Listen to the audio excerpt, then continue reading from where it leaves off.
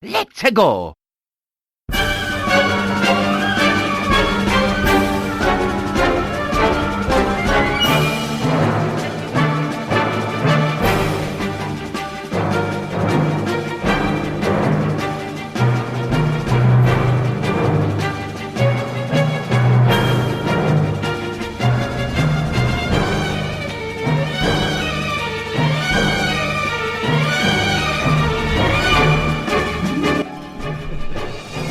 What's up, everybody? Welcome to the House of Mario, episode 15. I'm your host, Drew Agnew, and joining me, as always, is Bryce DeWitt. Hey.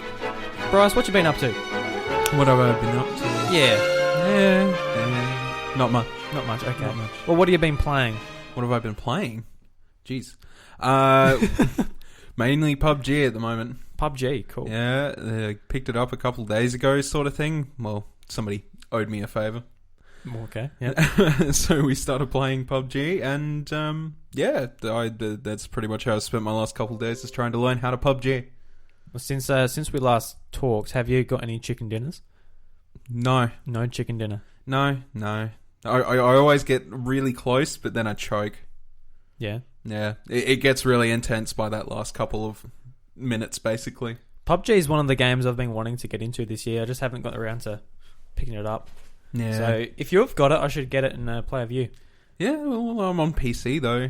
Yeah, I'll get it on PC. Okay. It's only coming out on Xbox, and I don't really want to pay Xbox Live, so yeah, fair enough. Good enough reason. Yeah, it's like, I don't know. I think it's like $40 or something. Is it? I think so. I'll have to have a look, but yeah, not too bad. Yeah, I've been playing Destiny 2 just to get the non-Nintendo games out the way first. Yeah, been getting into that a bit. Just learning my way. Never played Destiny 1 really, apart from that 20 minutes. Yeah, I paid for a... oh, no, I didn't pay for a beta key for that one. I just played the open beta for Destiny 2 on PC. It was really good on PC, so I'm pretty excited for it to come out in October. Yep. Unfortunately, it lands in the middle of so many games coming out from Nintendo that I want prior to actually getting Destiny 2. Like Fire Emblem Warriors and Odyssey. So that's unfortunate for me. Yeah. When does it come out? In the middle of October? No, it's like the 21st of October. Really? Yeah. Oh, God. Yeah. It's not even in the middle. So it's also a week before Mario, and that's just the same day as Warriors? I think so, yeah. It's not even a week before Mario. Wow. It's ridiculous. And Mario's obvious priority for the Switch. So... yeah. I mean, it has to be the thing I pick up. At the moment, it's a hard choice as to whether I'm going to pick up Fire Emblem Warriors first or whether I'm going to pick up Destiny 2 first. Because I really want to play both. I really enjoyed Destiny 2 beta on PC, and I love Muso games and Fire Emblem. So, yeah, it's a really bad mix-up of the three that I've got to sort of pick between, like, what I want in a game at the time. Yeah. I'm really enjoying it so far, though.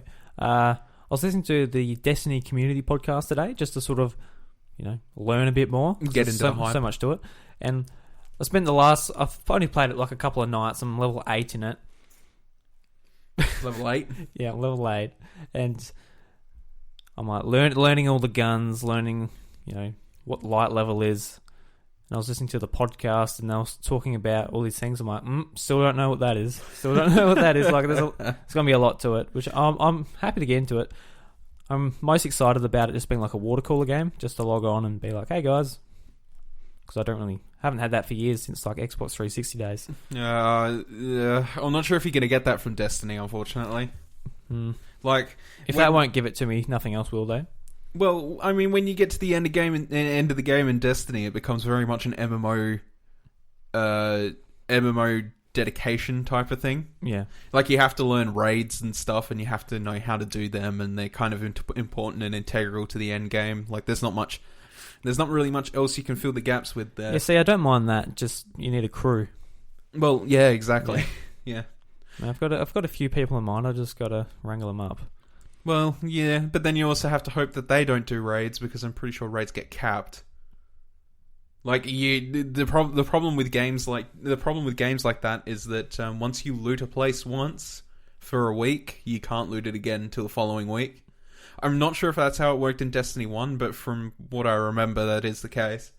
I couldn't tell you. I can't do them yet. I'm not level 20 yet. I never got around to them in Destiny 1 because I thought I thought Bungie's business model was really shit, and so I didn't support the game. It was a god awful business model, and they for the beginning of it at least, they didn't want to sell the expansions separately with the Taken King. So you had to buy a brand new copy of Destiny, and I was not up for that, so I never... On the disc, you had to buy the whole thing again, but online, you just bought it for $30. What? Don't worry. Doesn't matter. We have to go too deep into Destiny talk anyway. Yeah. Something I have been playing on Switch is Lichtspeer Double Speer Edition. I didn't even know Lichtspeer came out. It came out last week, yeah. Oh, okay. A slew of indie games came out last week, and this was the one I got to play.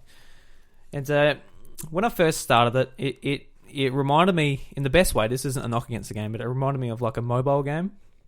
Like, it's easy to get into, and it captures your attention for a while. Right, gotcha. Because I downloaded the game, and I was about to go to work on the farm, and I was going to spend 15 minutes on it. I ended up spending about an hour on it. And yeah, the basic premise of the game is you're Mr. Lichtspeer. You can choose a boy or a girl. Right. You can choose names for them. They're like real German names. The whole game's like got like a real German sense of humor about it.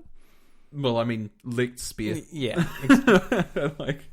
Yeah, exactly. And this game is actually published by the Crunching Koalas, which we talked about a couple of weeks ago. Yep. I remember that much. Who are from Poland, not Australia. Shout outs to Crunching Koalas. Yeah. So you're a guy in the bottom left with a javelin. Yeah. And you throw it at enemies, and that's the simple premise. And a couple of levels in, I noticed it's actually pretty deep. There's actually like a skill tree and all this stuff you can unlock with points. Right. Yeah, it actually goes in a lot deeper than you think. You think it might just be like, like score attack or something like that. Yeah, but it's not. Yeah. Okay. Cool.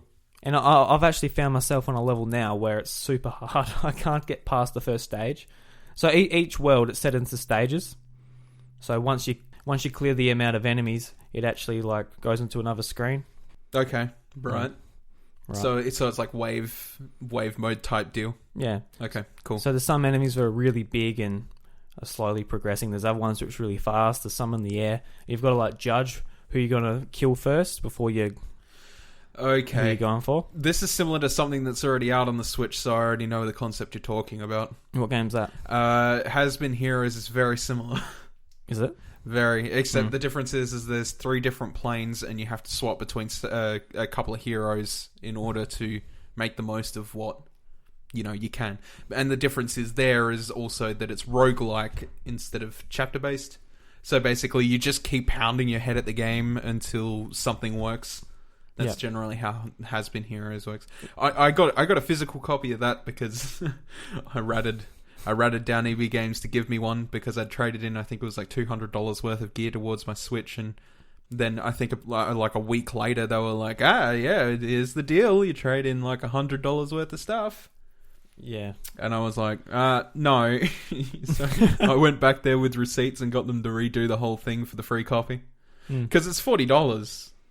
It was $40, and like, to be honest, I think I've played it for maybe about 30 minutes. It's a hit and miss. I'm seeing a lot of hit and miss reviews from all different platforms as well for Has Been. Yeah, I've too. Like, have you been like? Would you say they're on the ball, or? I think the concept they have for the game is interesting. Yeah. However, I don't think it's very well melded. It's basically like, here, put Plants vs. Zombies into a roguelike. It's really kind of odd. I would imagine the more you play it, the more satisfying it gets. That's what I've been reading for most reviews anyway. They're like, once you've put in about 15 hours, I'm like, nah, that's way too much time for me to care. Yeah, like a lot of games, if someone says, oh, it's really good once you put 20 hours into it, it's like, well, you could probably play 2 games within that amount of time. Exactly. Yeah. Like, when you think of it from that perspective, it's like, hey, I put 20 hours into this game, but the previous hours before I actually got to this point were just unfun totally boring. Didn't want to play it. That's basically the experience that I got from it, because I was like, okay, I know the term roguelike. I know how they work. So I know I'm going to be beating my head against the pavement for at least a couple hours, maybe. And then I read online it's you'd be beating your head against the pavement for about 20. I'm like, nah, that's not for me. I can understand where the appeal would probably land once you've played those 20 hours, because some of the combat mechanics are satisfying, but doing them for 20 straight hours just to get to something that's decent, that's too much of my time. Yeah, fair enough. It didn't really interest me, that game, but just going back to Lichtspeer, I find it really like addicting, because you can get you go for like headshots and multipliers by doing headshots, going for certain parts of the body, and it hooked me for an hour, just when I should have been heading to work. So yeah, it's $15 Australian and $10 American, and probably I'll have to give it a crack sometime. European dollars. I don't know what it is in Europe, but yeah, it's worth it. I think it's good. I'll have to give it a crack sometime. Good fun.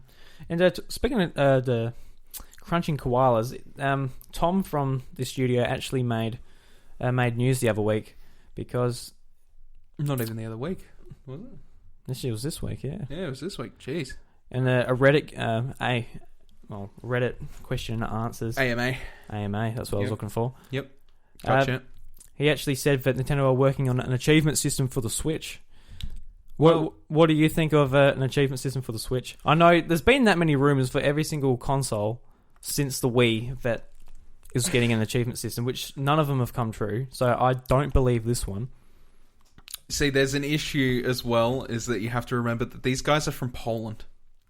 Okay, so if they were in an English-speaking forum talking about something, they could have easily meant an achievement system as coming for Lichtspeer, or one of their games. Yes, yeah.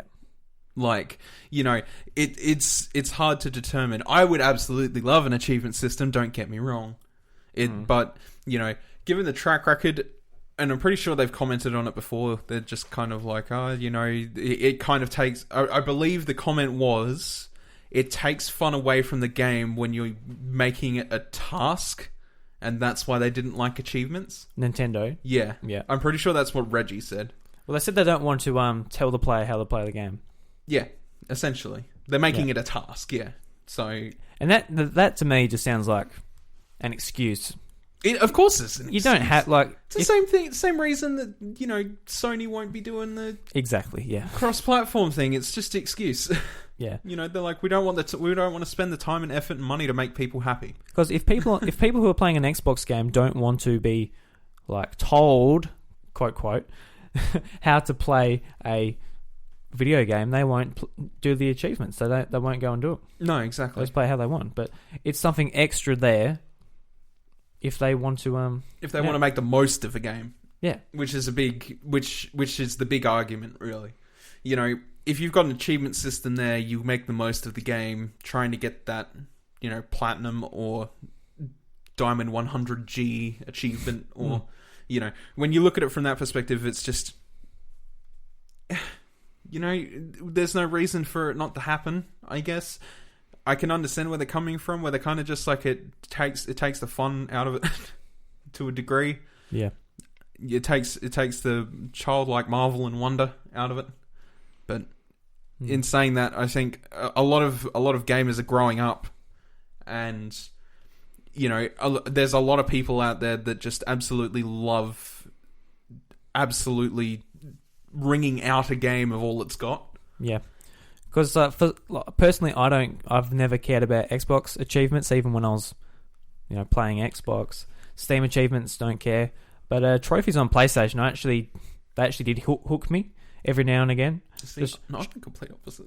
Yeah, well that's okay. But just trying to get I find aiming for a platinum trophy to be satisfying, and a level to be ticking up on your profile to be satisfying. I like big numbers. You like big numbers? I've got 25k gamer score on my Xbox account. So. I think it just comes down to how people's brains work. I don't know. Yeah, it's how people's brains tick, and it also depends on what they've grown up with too. Yeah, like in saying that, you were more into the PlayStation, I was more into the Xbox, so it was kind of like, well, you sit on that level. The same reason that I find numbers so satisfying is the same reason that you find trophies so satisfying. The reason I prefer them more than I do trophies, being somebody who owns both consoles, is that I'm always seeing a progress via number, whereas not so much a leveling bar with trophies. That's my big thing, and seeing a set of numbers, for example, just adding to my bar. All I care about is that overall bar. Whereas in trophies, it's like, you got a bronze trophy. I'm like, Yeah. Yay. I don't know how much that adds to my bar. Like, that's just my personal opinion. I like going into my friends' sort of profiles and just seeing how many platinums they have. Going in to see what games they've 100%ed. Yeah. You can do it on Xbox as well when it says 100%, achievements and that. Yeah. As well. But seeing a shiny trophy is different. Like, seeing that on your profile is like, woo! Because obviously at the end of the day, none of this matters to enhance, your gaming experience. Well, but it does sort of give you that little bit of incentive to sort of dig out each game. And I would like to see that on Switch, just to like ring out a game, like something like Zelda, where it's like go and get all 900 Korok seeds. People who are crazy enough to do that anyway are doing it. But it would be nice just to have a little thing on your profile that said, you've got all the Korok seeds. Are you saying a Hess 2 poop is not enough? I mean, no. Because at the moment, you can it's encouraging to share your screenshots on Twitter and all these things to be social. But it would be nice just to have your profile on the Switch to be, to show all your achievements to your friends. Well, that's the thing as well, is that a lot of these things already have social media interaction with them. It's like if you get a platinum trophy, you can share the screenshot at the time you got a platinum trophy. Yeah. Or same thing with Xbox and like the diamond gamer score. Do you remember like in the PS3 days or the Xbox 360 days when you hook up your Facebook account to your achievements or your trophies, and every single trophy you get, it puts it to Facebook? I can't believe they thought that was a good idea when they initially did it. Because I had mine doing that for a bit. So it's like, hey, I've got a bronze trophy. It's up Facebook status. He's got a gold trophy this time, everyone. He got a gold trophy in Hannah Montana. Yeah. I think I only got the bronze in those. A friend bought it for me because it's an easy platinum trophy. I never done it though. It drove me nuts. That's the other thing, is just like sitting there and you're like, oh, cheap game, easy trophies. Yeah.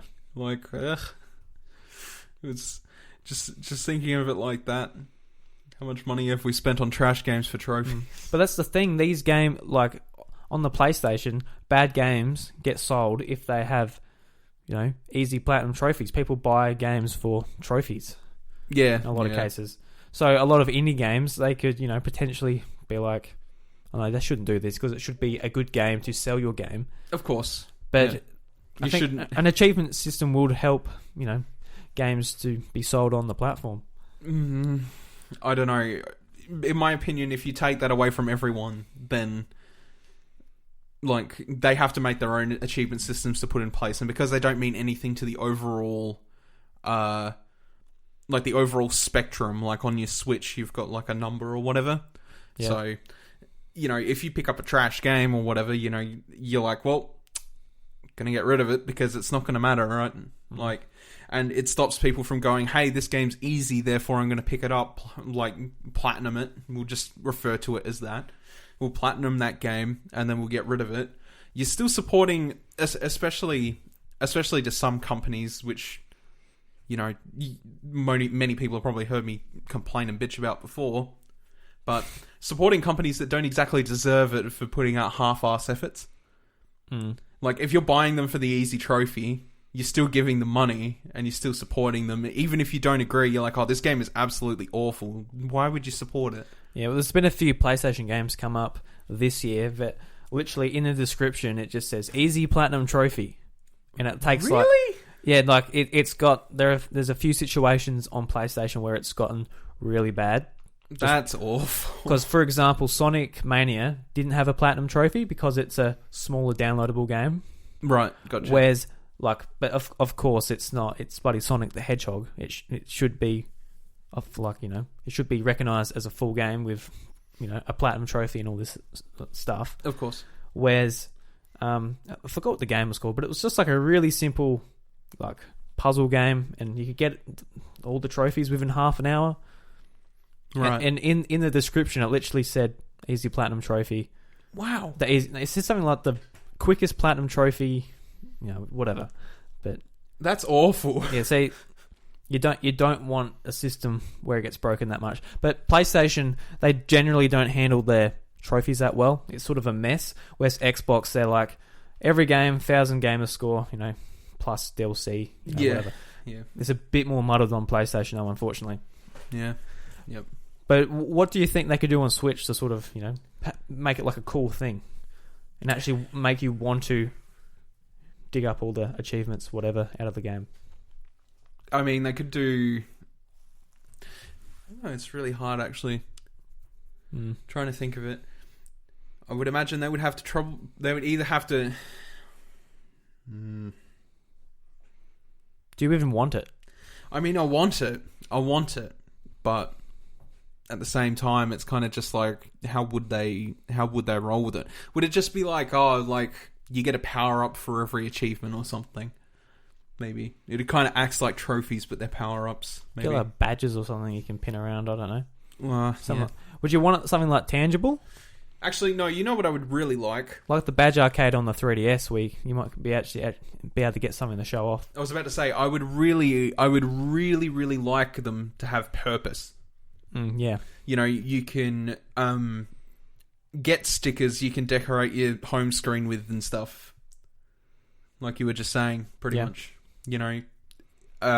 Or, if you platinum a game or something like that, again, platinum. if you do something like that, then you unlock a special theme that came with it as part of a reward. Yeah, that'd be cool. That would be really cool. I know a lot of people would be then complaining about it. They're just like, why can't you buy this? And it's just like, well, you're going to play the game to earn it.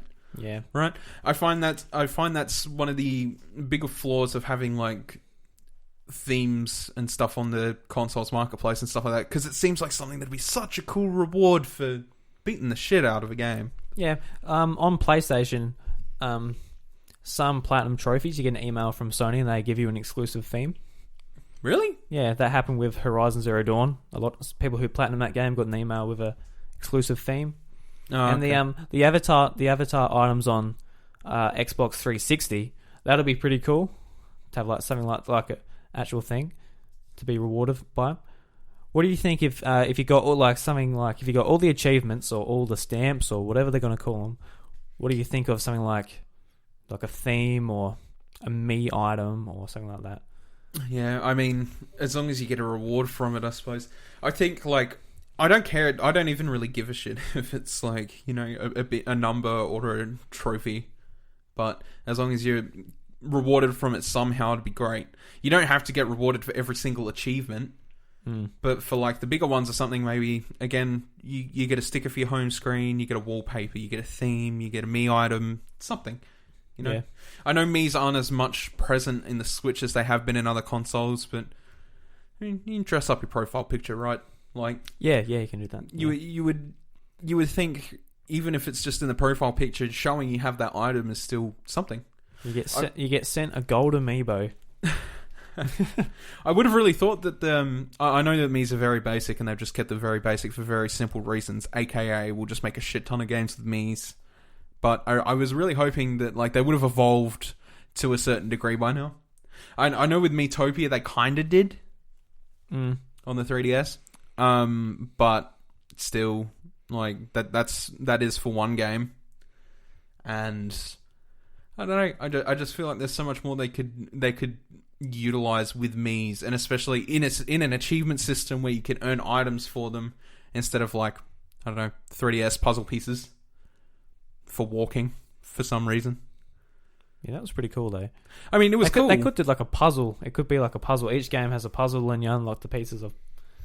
Even I did not even think of that. Then it's like a puzzle and that unlocks the theme at the end or something. That could be cool. Yeah, absolutely. Because the Switch is in dire need of a theme. It's really bland at the moment. They need. Yeah, it's white or black. Yep. Nah. Are you starting to sing the Michael Jackson song? Yes. Yeah. All right. Right. You want to go into the next topic of the show? Sure. What do we got? So we are what we have listed here. Well, so basically, Jules Watsham, he had a game on 3D. Chicken Wiggle. Had a game on the 3DS called Chicken Wiggle, and it was exclusively on the 3DS, not the Switch, not Vita, not PS4. Hang on, is that a chicken with a backpack? Yeah, there's a chicken with a backpack and a worm in it. Yeah. Oh my god. Banjo. So he released a blog post a couple of days ago. Oh dear, I'm clicking everywhere. Wait, is this? Hang on, scroll up.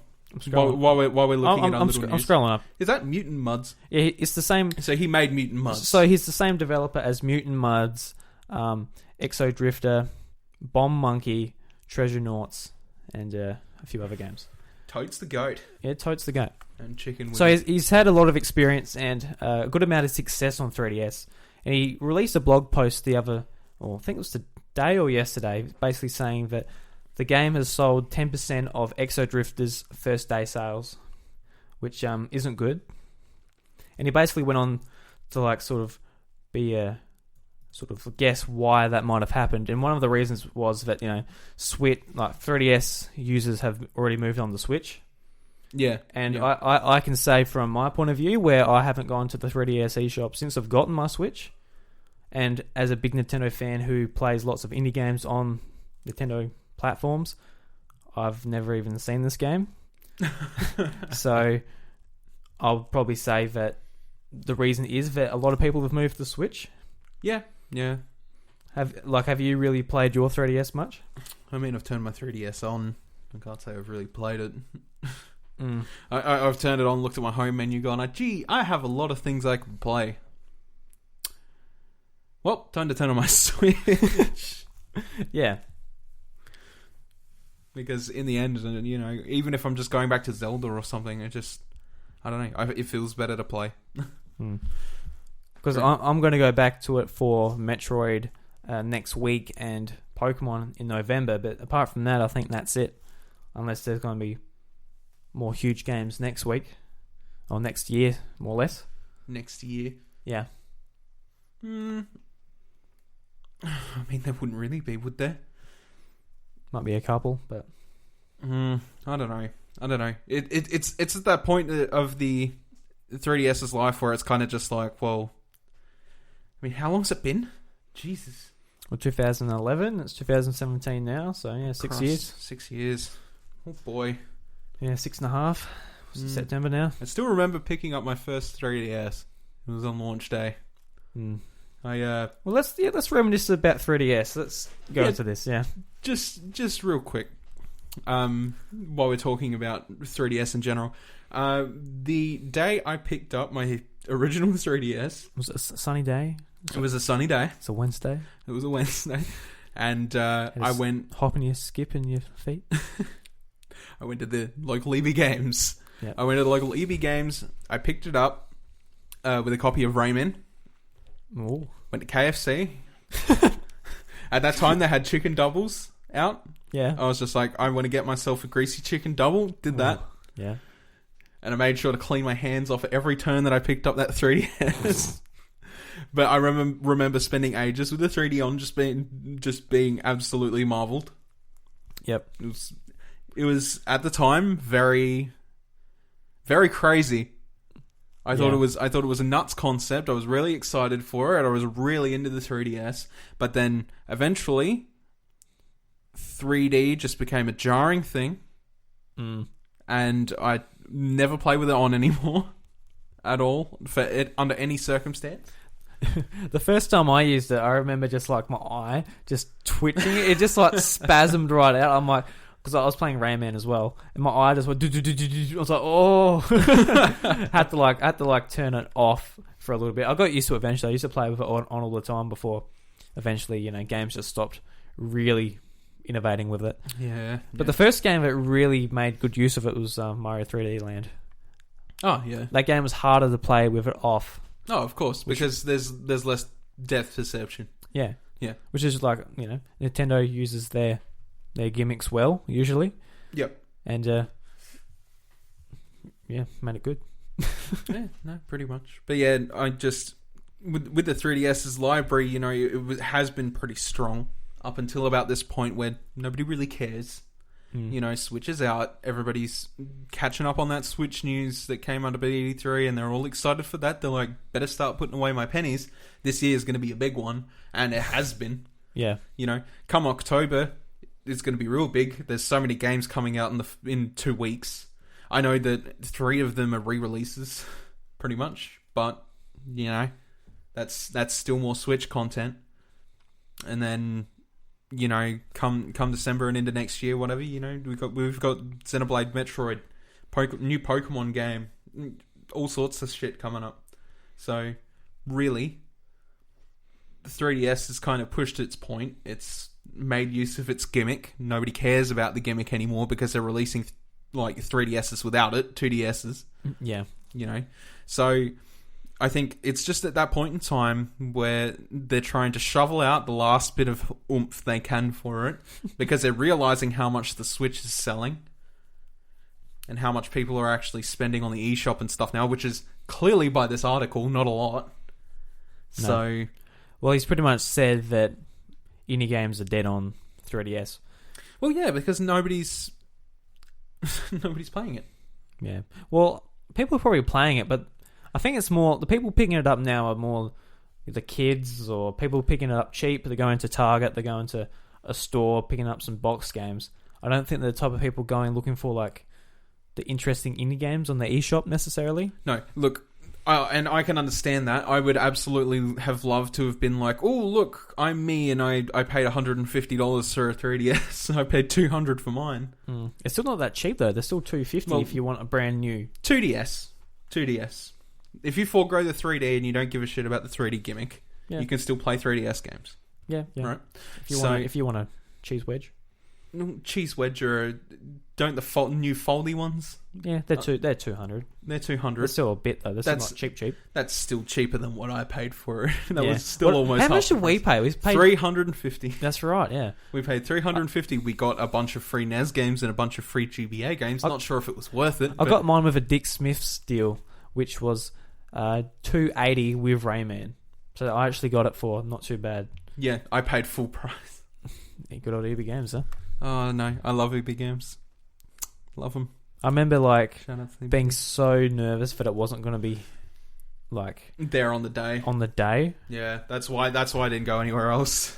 And after school, I was going to the PO box, just oh God, please be here. And it was so goody. Yay!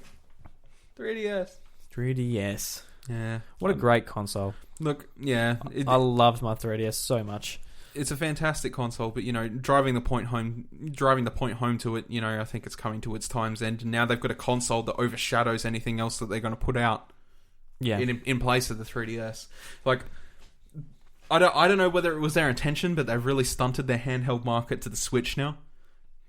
I think it was their intention because I think it's getting too hard to sort of compete with mobile phones and... Well, yeah, of course it is. So they sort of had to put the eggs in one basket because they couldn't keep going with the Wii U, another console after the Wii U. Yeah. It's too hard to go against the PlayStation and Xbox.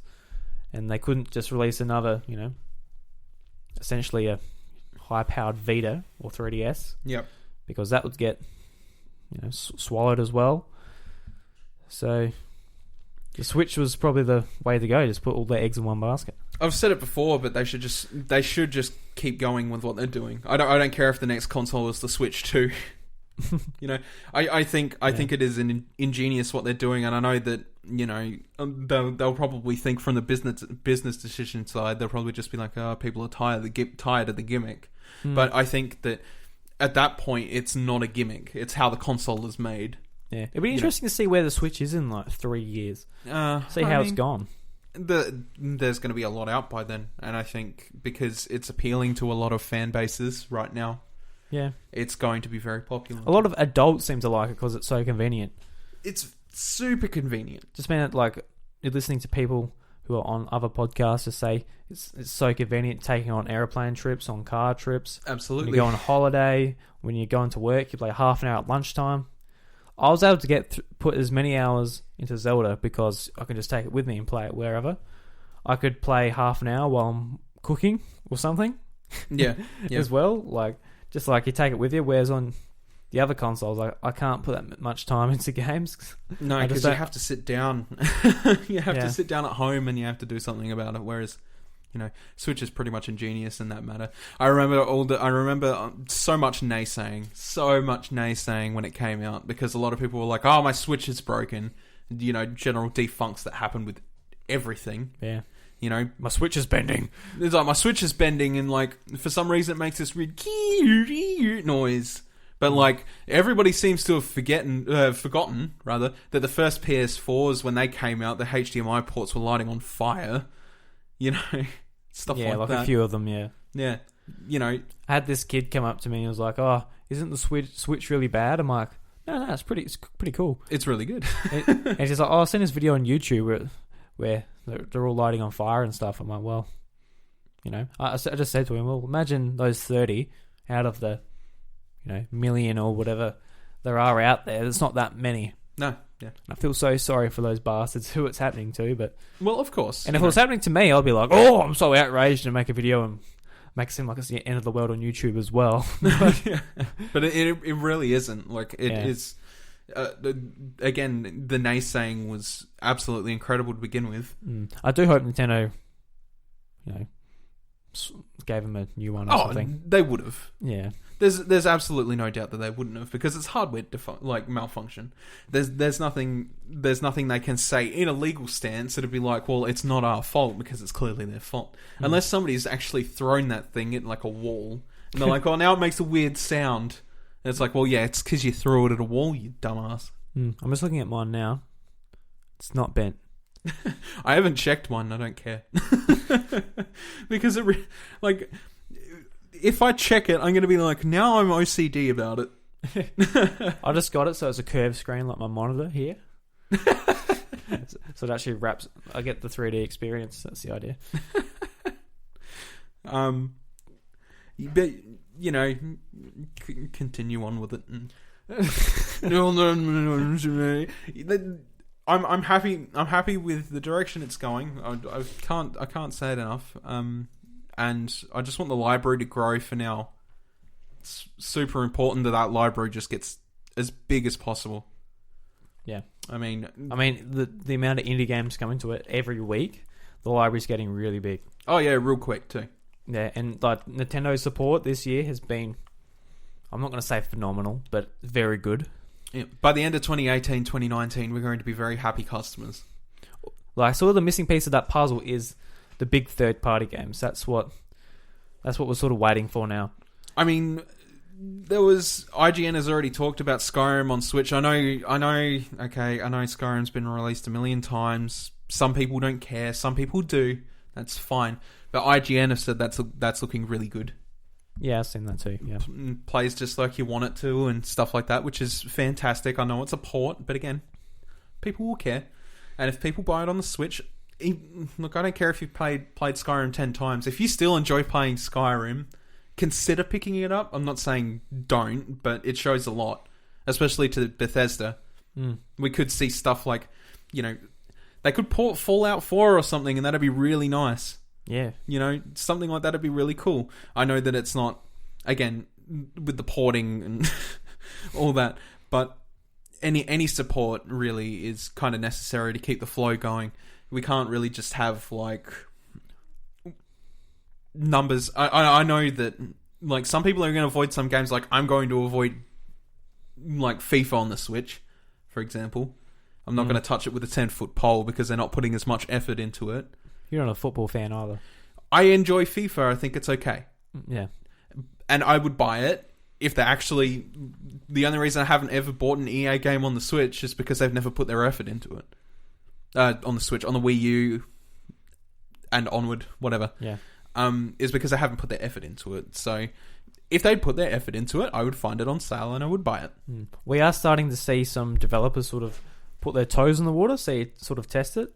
Yeah, because I think one of the really big things, and I noticed this, I think there was an article about a Final Fantasy 15's director or something saying he literally can't find a Switch or whatever. You can't find it. It's under the couch. You can't find it. Like, he can't find one in Japan. You know what I mean? I know exactly what you mean, don't worry. And once they get their hands on it, they're kind of just like, this is actually really interesting tech, and then we'll think about working with it, sort of thing. But, you know, otherwise you could request a dev kit, and a dev kit costs money. You've got to be super careful with it. You know, they just want their own personal Switch so they can mess around and see what they can work with. Yeah, it's like Rockstar announced last week they're bringing LA Noire to the Yes, to the that's Switch. really strange choice, but okay. It's a really strange choice. I'll roll with it. LA Noire's not a bad game. It's full of bugs and stuff like that because the game was separated into 3 goddamn discs on every other console it was on. Just the Xbox. Wasn't it on the PlayStation? No. Okay, well... Actually, yeah, no, that'll make sense. Has those Blu-ray discs. Yeah, those Blu-ray discs. Those super expensive Blu-rays. Boy. Anyway, in regards to it, that is the reason they were so buggy. Yeah. I guess, is separating them into 3 discs. And I understand that it wasn't on PlayStation, but they would have had to have made it to that specific degree to fit the Xbox. And that's what really stuffed it. And I mean, they worked heavily on that game here. You know, that was... it was made here. It was made here. Yeah. You know? So, when you think of it from that perspective, it's kind of like, well, we really should be supporting them, sort of thing. And I've owned a copy or two of LA Noire. I've never played it myself. Yeah. See, I bought it on Steam years ago for $4. Yeah. So I can't see myself buying it again for full price on Switch. As much as I want to support the Switch... It's just interesting. Did you play it on PC? No, I didn't. It is really fun. I'm sure it is. Yeah. It's I have played a little bit of it. Again, guaranteed, I have not. I have hardly touched it, and I'm not an expert at LA Noire by any means. But Jade played all the way through, and she liked it. Yep. She's really good, but she's also into that sort of time period, sort of thing. And I played some of it. I thought it was pretty decent, but I was like, I'll play it another time. I never got around to it because by that time I'd given up on my 360 and that was it. Yeah. I might buy it if I find it cheaper. You know, I would like to be able to, especially with Rockstar, who, you know, their toes going in the waters of the Switch is a really strange thing to hear. Same with Bethesda. You know, you kind of just like, Yeah, publishers that have never sort of really had a relationship with Nintendo. Yeah, exactly. Especially Bethesda, who's literally never put anything on Nintendo. Yeah. The only thing Rockstar's put on is what, like Chinatown Wars and... Well, they put Bully... And Bully? Their table tennis game and Manhunt 1 on Wii.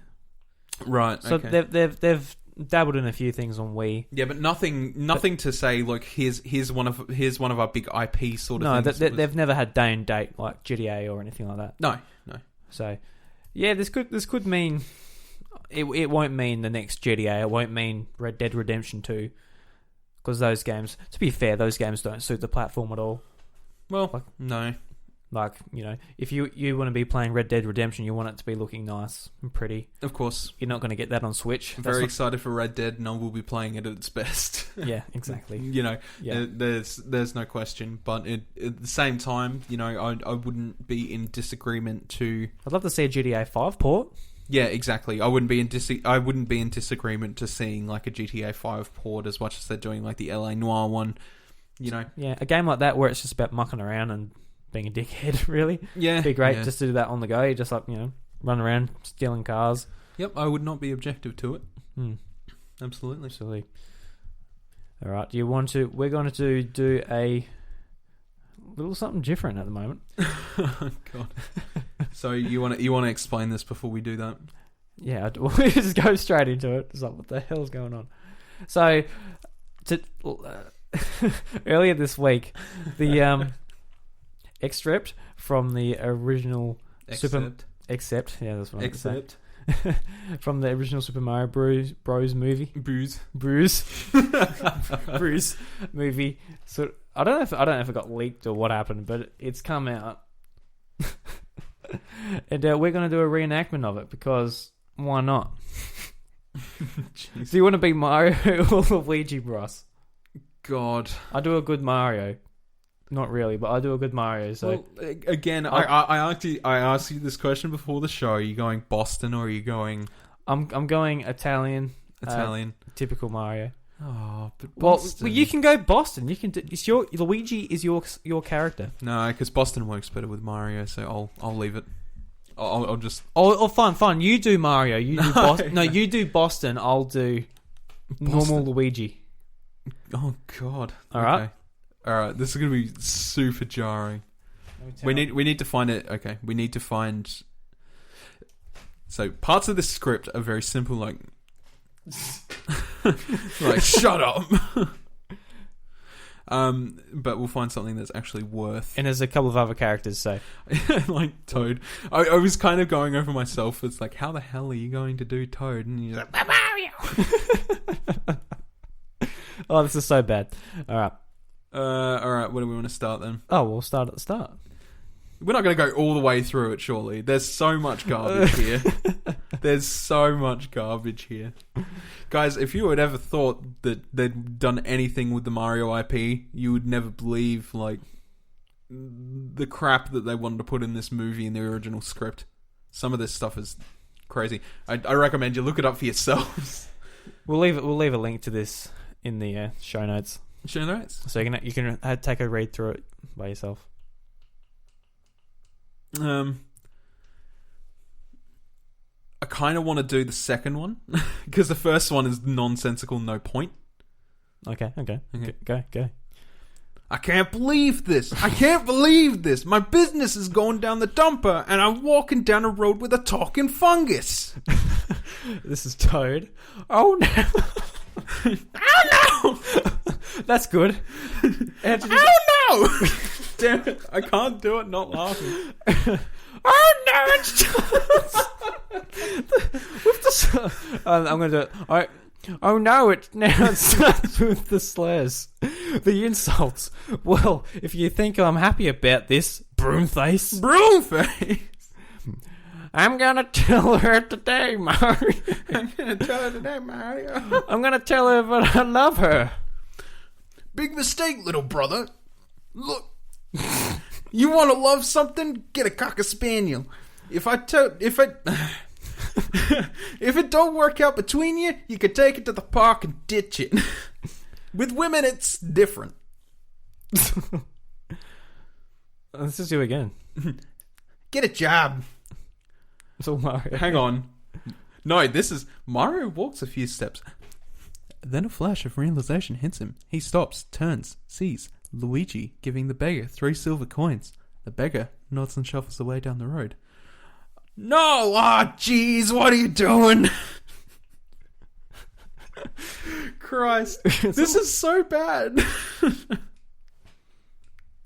God, more me? Yeah, it's all Mario. He's the main character. I thought there'd be more Damn Luigi. right, and I got a score to settle with that guy Koopa. So you gonna help me or just stand there stroking your thing? Sorry, Mario, but the princess is in another castle. Who is Beetleman? I've got no idea. Who is Beetleman? I'm trying to remember. I've watched the shitty movie. Probably got rid of him. I don't know. Swing at me again, Merlin. I'll show you where to cram the stick. Music starts up again. A veiled dancing girl comes out, dancing seductively in front of Koopa. He looks at her, aroused. Wow. So you're saying maybe we'll only have 30-40 seconds of intense pain? Right. Gee, for a minute there I was worried. This is a captivating radio. Introduction. Koopa's castle, main hall, night. Koopa's stag party. Seated at the banquet table are Koopa and his cronies, including Beetleman, Mugger, other troopers, and a Goomba or two. Wine flows freely. Musicians play. The atmosphere is loud and bawdy, as bawdy as a PG movie can get. What? You sure this is script? Like, that seems so... Wow. Is this an actual... Seriously, is this an actual script? I believe so. Wow. As bawdy as a PG movie can get? Wow. Everybody get on Luigi! We'll ride him. It's so dank. It's so dank. Wow. Toad. So this is a character called Mugger, or I don't know if it's just a Mugger. So Mugger glares at Beetleman, who stares and nods. Yeah, I'll let this bastard be. Oh, jeez. This script just gets worse. Luigi, I like it with mushrooms. This doesn't even make any sense. Does this make any sense? No, it doesn't. That's the weird part about this. It's so hard to read. It's just like, what? Hey, I had to make a few cutbacks. In case you hadn't noticed, we're not in the best financial shape here. And if I don't come up with some cash real soon, I can say arrivederci to my kneecaps. I told you not to borrow any money from old men. Hey, I'll make business decisions. I'll make the business decisions. It was either Big Eddie or Chapter 11. What's Chapter 11? It's the 11th chapter. Yeah, but where is here? I'm sure it sure ain't Queens National Forest. Central Park? Nah, no beer cans, no dead bodies. I think we're out of the city. So Cooper? Pissy? What? Pissy? What? Pissy what? Pissy what? What? The brothers give each other, where the hell are we? Looks. Mario looks behind him and sees... But I don't do that kind of business, Farley. I don't pay bribes. We got laws in this country. This is the US of A. This is America. Luigi turns surprised. Mario, what do you say back there? Mario grabs a wrench. Coming to murder you. What? So now it's just a thwomp. Thwomp number one. Missed. All these signs. Missed. Explicit. What's it saying? Missed. What do you reckon it's saying? It's saying bastard? Oh, I have no idea. I would, with most explicits in scripts and stuff, they don't match the lettering. They kind of just... Alright, finish it off, Bryce. Just slave labor camp, what? Yeah, let's kick some ass. Oh my god, we read through that whole thing. I'm sure that made absolutely no sense to absolutely everyone listening, but... Absolutely not, probably not, but like... Even reading it here, it doesn't make any sense. No, it makes... This is... Okay, so this is just snippets. This is just snippets of a script that they could have made it as an actual movie. Somehow they managed to put in a bunch of swearing and a bunch of killing references and all that stuff in a PG film. They wanted to really get it in there. But... God, imagine if it went through. Because they rewrote this movie like literally 10 times, I think. 10 times? I'm Really? just throwing numbers out there, Bryce, but they've rewrote it a lot of times. I'm just in disbelief. Yeah. 10 times. I don't know. Because the movie went through just development hell. Oh, of course it went through development hell. As you can I see, mean, it is... obviously you can see by the end product. It is the most strange...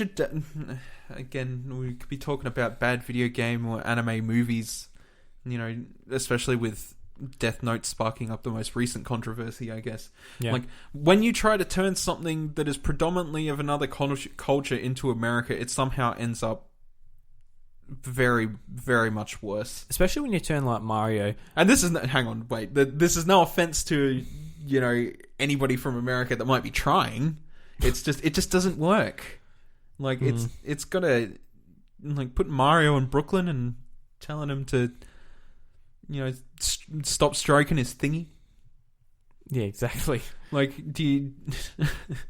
like, you can't put it more simpler than that. It just... Well, there's a part in that bit of the script where Mario obviously has women problems. Oh, yeah. It's like, no. Should be No. He's a happy-go-lucky guy that doesn't have women problems. And this is also before Mario had a voice in the games as well. Yeah, so they gave him a Brooklyn accent for some reason. Well, they originally wanted Mario to have a sort of like a rough accent like that. And then they realised how bad it was. Until Charles Martinet like sort of auditioned. He's like, woohoo! Wahoo! Could you imagine if you're playing Super Mario 64? It's like, Damn it, Luigi! I got the star! I got it! Bowser, you're going down! I'll shove this plunger right up your ass. Yeah, exactly. Oh God! Here's a cocky spaniel. Just can we take a minute's grace the fact that Mario is not that bad? Mario isn't that bad. I don't think anything's that bad. Well, I don't know. Again, it's sparked up a lot of controversy lately with the release of yet another Americanized thing that probably shouldn't have been Americanized. You know, again, no offense to anybody that's trying. It's just if you've got source material, you really got to stick to it. Yeah. Like, and that was the massive problem with this movie as well. Like, the source material is just like... There is no source material. Well, there was source material. Apart from Mario, Luigi, they're in a mushroom kingdom trying to save a princess, so they put them in Brooklyn, and they made them try to save a princess there. Well, the world was like... It's like the meteor didn't hit the dinosaurs. They eventually evolved into humanoids, and Bowser wanted to rule humans as well, so he's trying to merge the dimensions. It's like, this doesn't make sense. Especially when you get that from the original Super Mario Bros. Well, the thing is, the Super Mario Brothers Super Show essentially did the same thing. Yeah. The difference is that the Super Mario Brothers Super Show was actually kind of enjoyable. Yeah, and they stuck more to the Mushroom Kingdom. Of course they did. Like the actual and it was the actual Mushroom Kingdom. Yeah. Like, it was actually true to the source material. Again, it's one of those things, like, if you're just staying true to the source material, you're not going to piss off anyone. A lot of people really like the Super Mario Brothers Super Show, and they really like the cartoon. You know? That's saying something. That is really saying something. Like, then you think, I mean, Zelda not so much. The Zelda cartoon's just, oh boy. The Zelda cartoon just doesn't give off the right vibe of Link at all. Just as a prick, yeah. You know, it's when you put Mario in a situation, you kind of just like, I don't know. Excuse me, Bryce. It could just be the movie was contrasting so bad that it made the Super Mario Brothers Super Show look good, and that's why everybody liked it. That's why. Yeah, that is probably why. I've watched the entirety of the cartoon. I watched all of it, and I think it's alright. It's got a great outro. Apart from, yeah, it has a great outro, and apart from very simple things like Yoshi's voice, like, it's not bad. Luigi, you tell me a bedtime story. That's how it went. Oh, I didn't hear a word you said, but that was about right. Mama Luigi, tell me a bedtime story. Oh yes, YouTube poop. See, that's where we. Yeah, that's where it all comes back around, is YouTube poop. Mama Luigi, tell me a bedtime story. Mama Luigi. Yeah. Oh, that's a good point to end the show, I think. Yeah, but that's before we go into too much Mama Luigi talk. Let's just celebrate that Mario games are very unique. Yeah, I don't know how that read's going to sound back when we listen back to it, but hopefully it's not as bad as it sounded when we were doing it. Yeah, I mean, hey, why not? Why not? That's why right. not? It's you got to try these things. You know what I'm saying? It's one of those. It was one of those things that came out in the past week that was just crazy. Yeah, you know, one of those things that just needs clarification and attention. You reckon we did that? Yeah. Attention, maybe not clarification. No. Yeah. All right. You can find me on Twitter at iDruby. You can find Bryce on Twitter at Bryce DeWitt. And you can find the show on Twitter at The House of Mario. We both do Twitch streams. I'm a iDruby. And Bryce, what are you doing on Twitch these days? I haven't touched my Twitch in a little bit. I noticed that. Why? Just... Alright. I'll just explain it to you after the show. I intend to get back into it soon, but I had to do a bunch of stuff with my setup for me to be in a more comfortable setting, and it required me taking a lot of furniture apart All right, you were doing it the other day, weren't you? Making Yeah. new furniture. Yeah, my room's been completely shifted around. Yeah. So I took some time off for at least a couple of weeks to do some things. Yep. Yeah. Cool. But you can find me at IV Revan on Twitch and at Bryce the Wit on Twitter. Yeah. Mm-hmm. And please join our Discord if you would like to have a chat with fellow Nintendo fans and ourselves. We're always happy to talk about fun things Popping in and out. and non-fun things, you know. Bryce, how's the economy going? The economy.